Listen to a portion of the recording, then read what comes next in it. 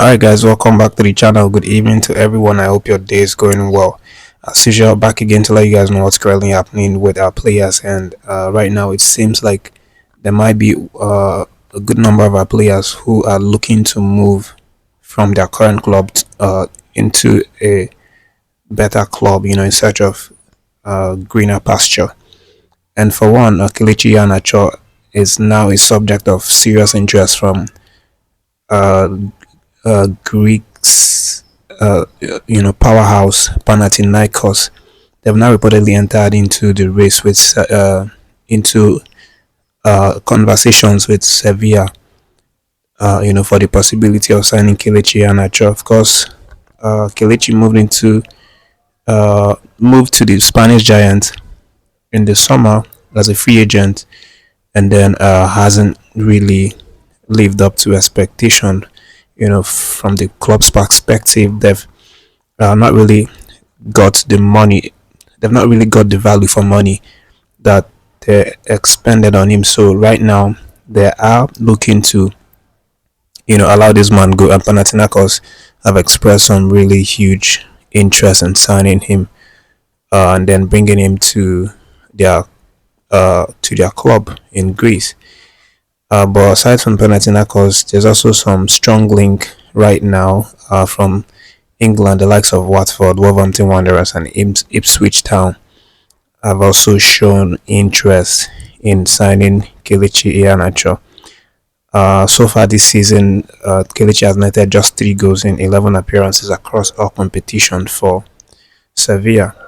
So he hasn't got the numbers as much as his appearances, but it's definitely still a good candidate for some of these clubs who need his services.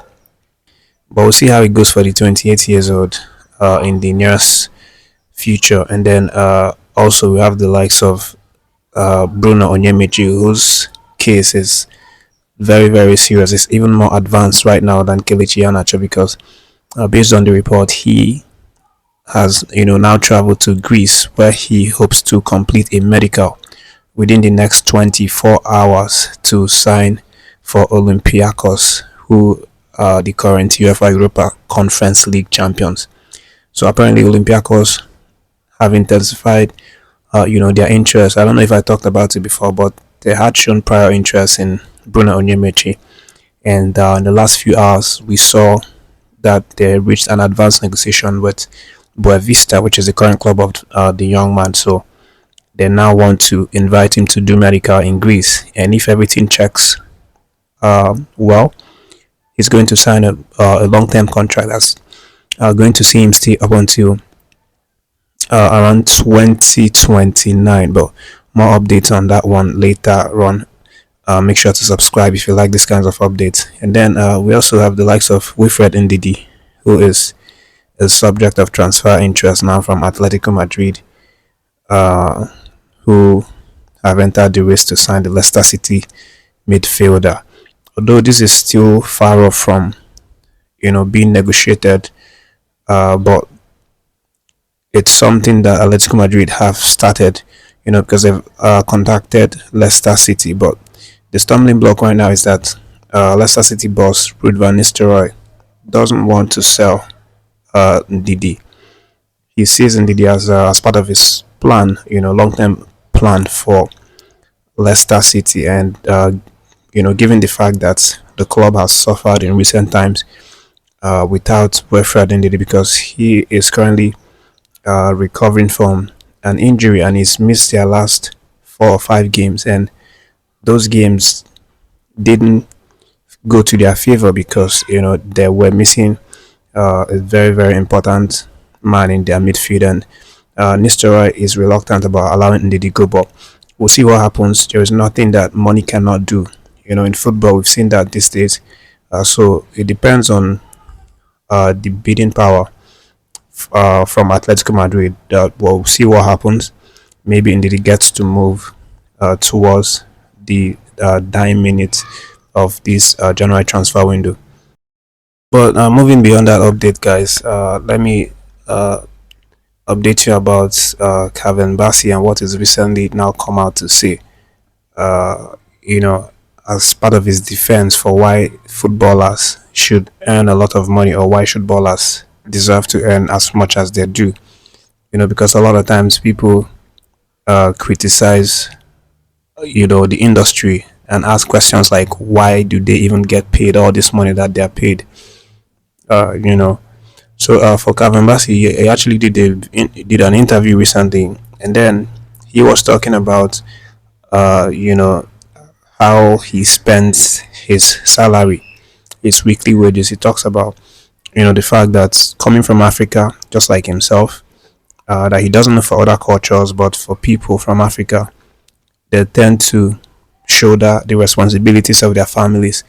So, for example, if they get paid, a certain amount of money as their salary, more than half, if not half of that amount of their entire salary goes to catering for their family. Could be their mom, brother, siblings, extended family members, and everybody that that particular player is connected to.